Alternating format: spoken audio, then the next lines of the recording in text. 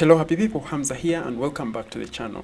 Now in this video I want to show you how the plus add-ons row or section carousel actually works like. And in this tutorial I've managed to build up something that I'm going to show you exactly how to create in your Elementor website. This is a section or row carousel that I've managed to create using the plus add-ons for Elementor.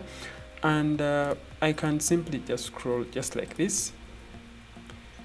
And in this case it is scrolling vertically. You can also set it up that it will be scrolling horizontally, and when I hover it will pause, and I can also navigate through the different other slides that I have within this same exact carousel or section carousel. So now let's dive straight in and I'll show you exactly how I managed to create this section carousel using the plus add-ons for Elementor. The first thing you'll have to do is to have the plus add-ons for Elementor installed and activated, and you'll have to enable the carousel anything widget under the plus widget settings, and for it to be enabled it has to be in this kind of bluish color or something like that, and then you simply save changes. Then you'll have to open up any page of yours with Elementor. In this case I have this page of mine open up with Elementor. What I'm going to do is now to add another section. I'm going to make it a full section, okay, and I'm going to come over here to the widgets. I'm going to search for carousel. This is the one over here called carousel anything. I'll drag it over here to my canvas. Okay, and there I go. Now with the carousel anything widget, you'll be required to create or add sliders. The sliders are the ones that are going to be sliding over, just like this over here. They are sliders that are moving one after the other. So what I'm going to do, I'll create 4 sliders just like the other one, or let me make it 3 only. So just make this to be the third slider. So I have 1 slider, 2, 3, and under the sliders I have to choose a template that is going to appear in that slider. We can create templates using Elementor, and when I go back over here to Elementor, there is something called save templates. I've already created templates and saved them under my saved templates in Elementor. So I'm going to use any of these templates over here and I echo them into my slider over right here. So I'll come over here to slide 1, I'll come and then I'll choose let me say pricing table 1, and then for slide 3 I'm going to choose pricing menu, and for slide 2 I'm going to choose another one, maybe let me say the image gallery. So I'm going to simply update. Okay, now I've updated. Don't be confused with the first one because this is the one that I've already demoed over here. Now I've created a second one. Okay, let me just maybe add a title over here, so heading, so that it doesn't confuse you. Let me call this second slider, and that's it. So this is our second slider. After having our templates loaded up in our carousel anything slider, we can do a couple of other changes. Like for example, we can make the slider to slide randomly without any kind of order, or you can simply leave it at default, and that means it will run the way it is listed over here. In case you simply want to interchange these, you can also interchange them just like this over here. Now when I head over here to my style, there is an option over here called the slider mode. I can choose our slider to run vertically, and that is what I simply did to have it run like that. And then over here you can choose the slide speed, and then the animation mode, you can choose it to be hold or continuous. I'll leave it to be with hold. What I found really interesting was the infinite mode, the pause on hover.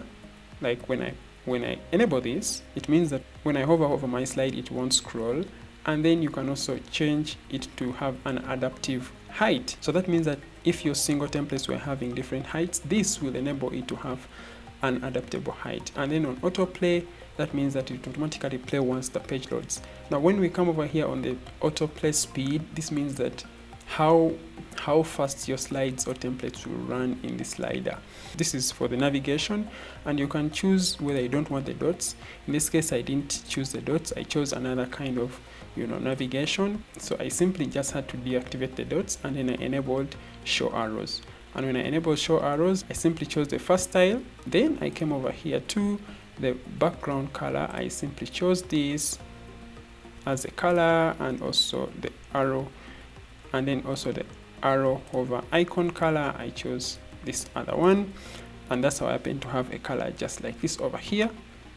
And before I forget, there's an option here called the center mode. So the center mode is how I managed to have our slider kind of scale up when it is scrolling. You see how that looks like? That kind of transition that scales up the whole slides.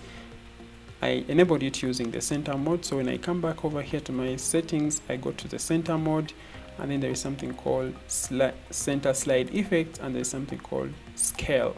So there I managed to scale up our slide so that whenever it is scrolling, it kind of scales up.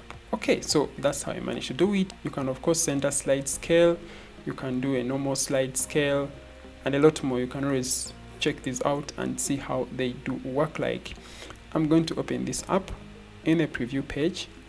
Okay, now my site has loaded up. Let me scroll way down where my slider is. This is it over here, the second one, and that's how it looks like. See how it looks like. Okay, of course you can even change the transition speed and all that stuff. Now when you look at a slide like this over here, it has like two options. Now when I hover over this template, it will give me the chance to slide through that slider to see the different options. If you're wondering how this will look like on a mobile, this is how it's looking like apparently. Not perfectly customized for the mobile, simply because we didn't do any changes to the mobile settings, but you realize that the single templates that were imported in using Elementor were mobile responsive. So what we need to do is only to make changes on the Carousel anything widget. So when I head back to my desktop view, I'm going to come over here, and you realize now I'm already in the mobile view. So I'm going to make sure I select my Carousel anything widget. So you can make changes to your mobile settings, for example, by coming over here, and you can enable how many columns you want to show, and you can also enable the responsive tablet, and you can make changes over here like, you know, switching to the infinite mode, autoplay, and all that stuff over right here. But I find that showing up this Carousel anything or Carousel on mobile or tablet devices not really impressive. So whenever I'm done creating my Carousel widget, what I do is I simply just select the whole widget. For example, in this case, this is the whole widget, or I select the whole section. In this case, this is a row or a section Carousel. I select the whole of it. I come here to the advanced option, and then I come over here to responsive, and under responsive, I'm going to simply say hide this section on tablet, and I'll also hide this section on mobile. That means that someone will not be able to see or view this Carousel on any of those devices. And for me, I prefer to do it that way because I believe it will give the person a better experience when they are browsing on tablets or mobile devices. So in a nutshell, that's how you can use the plus add-ons Carousel anything widget in your Elementor or WordPress website. In case you have any questions or comments, please let me know down in the comment box below. Otherwise, thank you so much for watching. And if you're new to the channel, please don't forget to hit the subscribe button and the bell icon so that you don't miss out on new tutorials when I push them out. Have a good time and goodbye.